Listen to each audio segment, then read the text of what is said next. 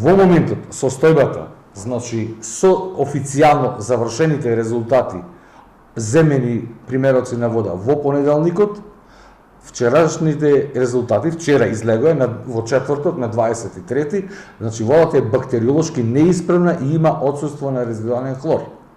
Одма да кажам, да повторам дека претходниот ден веќе беше забранета водата, не ги чекавме да излезат резултатите, забранета беше од страна на Агенција за храна, а од нас беше издадено соопштение. Водата не смее да се пие, не смее да се користи за перење, миење, не смее да се користи за миење на садови. Исклучиво само како техничка вода. Никако поинаку не смее да се користи. Кога речеме техничка вода, значи техничка вода за во канализација во Казанчи Шоја.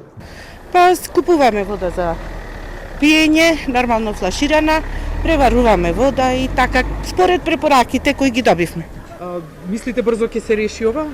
Па не знам, се надеваме, оти треба и за перење, и за мијање, и за се, за готвење. Сме само за мијање садови, ето, и за перење.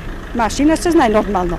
А за пиење како за се пиење, снаоѓате? тему сидни полни во шишиња, ота, ловачката, таа истечна вода е природна е таа. Тешко е вака без вода?